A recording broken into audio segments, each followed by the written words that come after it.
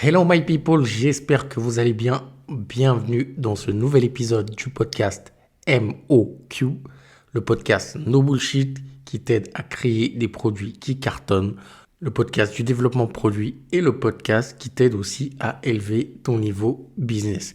Si tu ne me connais pas, moi c'est Paul Guérin et je suis le fondateur et le créateur plutôt de La Boîte à Fournisseurs, une agence qui aide les petites entreprises à trouver des fournisseurs fiables en Europe, mais aussi à développer des produits qui cartonnent, c'est-à-dire qu'on les accompagne de l'idée jusqu'à la réalisation de leurs produits de A à Z. Avant de commencer cet épisode, si tu me regardes via cette chaîne YouTube, n'hésite pas à t'abonner à la fin de cette vidéo pour recevoir d'autres vidéos de ce type. Ici, je te partage des conseils pour développer des produits qui cartonnent. Alors, abonne-toi pour en recevoir de nombreux.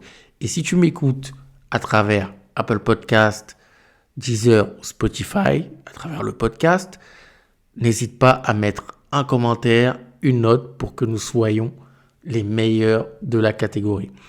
Dans cet épisode, je vais parler, si vous êtes un petit entrepreneur, un entrepreneur qui vient de se lancer, un entrepreneur qui n'a pas beaucoup de budget, cet épisode est fait pour vous. Je vais vous parler d'une notion qu'on utilise beaucoup dans les grandes boîtes, mais qui n'est pas très utilisée, mais qui est aussi utilisable par les petits, c'est-à-dire ceux qui ont moins de budget, par les PME, par les TPE. On utilise beaucoup ça dans les boîtes pour réduire les coûts. D'accord ? Dans les grandes boîtes, vu que moi j'ai été dans le développement produit dans des très grandes boîtes pendant très longtemps, on utilisait ça. C'est la notion qu'on appelle design to cost. Ça s'appelle design to cost. Je ne sais pas comment le traduire en français, mais en tout cas, c'est réduire le coût par le design. C'est tout ce que ça veut dire. Parce que, pourquoi ça va être important si vous avez très peu de budget ? Parce que lorsque vous vous lancez, généralement, on est euphorique. D'accord ? Et parfois, quand vous venez de lancer une entreprise, quand vous lancez un projet, le cœur, oui, c'est important de parler avec son cœur sur son produit, mais c'est surtout la tête qui doit réfléchir. Si vous n'avez pas de budget, vous devez faire avec le budget que vous avez.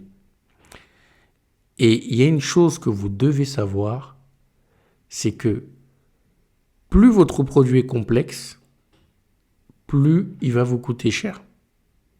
D'accord ? Plus votre produit est complexe, plus il vous coûtera cher. Donc le design to cost, en fait, ce qu'il faut faire, et ce qu'on fait généralement, c'est en fait choisir les matières, les designs, les couleurs, tout en fait par rapport au prix. Typiquement, je vous donne un exemple. Je vous donne un exemple, en tout cas moi, quand je le faisais dans les grands groupes, on devait par exemple construire un véhicule. Parce que moi j'ai travaillé dans l'automobile, on devait construire un véhicule. Parfois, vous avez des coupes de budget dans les entreprises. Généralement, c'est les achats qui en sont garants. Et moi, je suis un acheteur de base. Ce qu'on faisait, c'est que lorsque la R&D concevait un produit, nous, on regardait le produit, et on comparait par rapport au prix du véhicule final, et on disait non, ça, c'est pas possible, tu remplaces ça par telle matière.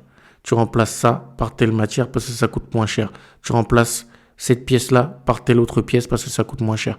Tu remplaces cette vis-là par telle autre vis parce que ça coûte moins cher. Et par exemple, pour vous donner un exemple maintenant concret, si vous êtes une petite entreprise, si vous vous lancez dans la mode, vous voulez par exemple lancer une collection dans la mode, d'accord ? Et vous n'avez pas beaucoup de budget.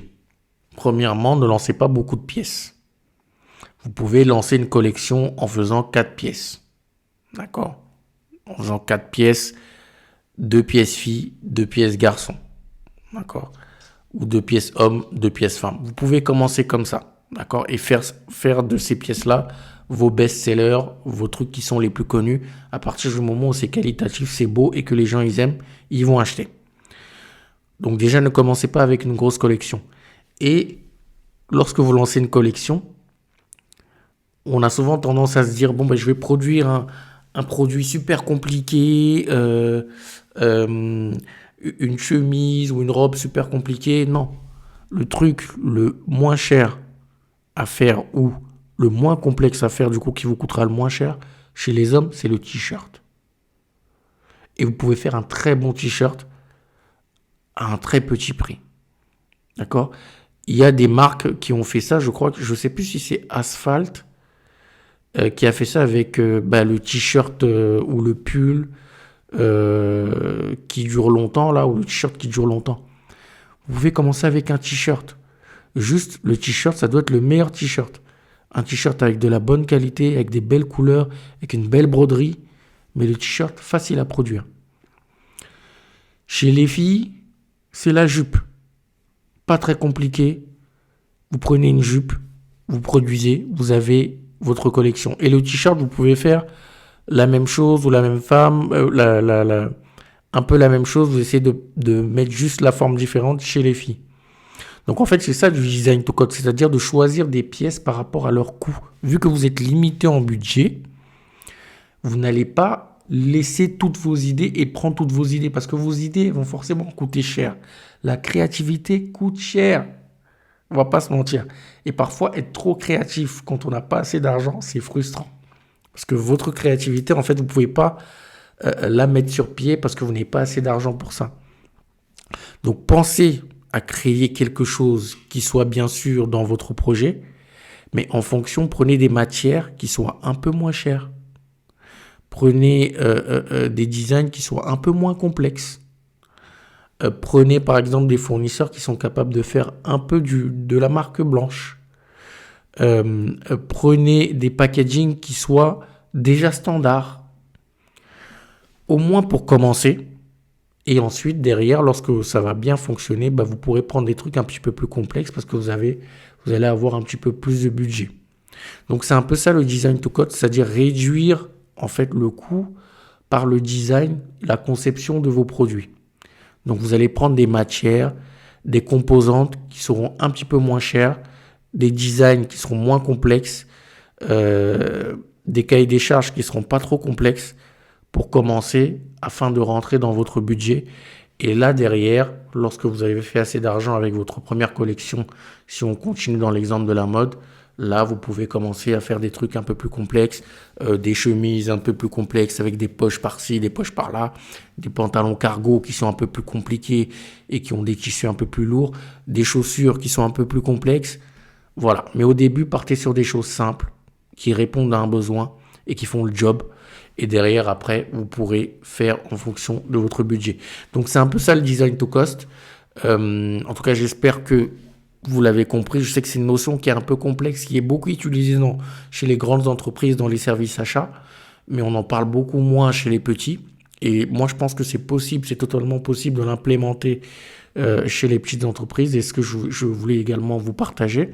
En tout cas, moi, c'est ce que j'essaye d'inculquer et de montrer aux clients que j'accompagne, qui ont une problématique de budget. Ils viennent généralement avec de grandes idées et je leur dis, écoute, par rapport à ton budget, on va commencer par cette pièce-là parce qu'elle est moins complexe. On va prendre cette couleur-là, on va choisir ce design-là, on va partir sur tel type de fournisseur parce que lui, il a une machine et un process qui permettent de produire ça moins cher. C'est ça le design to cost. Donc, essayez de faire la même chose à votre niveau si vous avez une problématique de budget et ensuite faites un peu plus complexe au fur et à mesure. Donc voilà ce que je voulais partager avec vous, la notion que je voulais partager aujourd'hui avec vous. J'espère que l'épisode vous a plu et que ça vous a permis d'apprendre des choses et que ça vous aidera vous dans votre entreprise, dans votre aventure. Dites-moi en commentaire si c'est le cas ou pas, n'hésitez pas. En tout cas, on se retrouve, c'est un plaisir de partager cela avec vous. On se retrouve la semaine prochaine pour un nouvel épisode. Si vous êtes sur YouTube, abonnez-vous. Faites grandir cette chaîne. Si vous écoutez à travers le podcast, pareil, mettez une note sur Apple, Spotify, Deezer pour qu'on soit l'un des meilleurs de la catégorie. Portez-vous bien d'ici la semaine prochaine. C'était Paul, votre serviteur. Ciao.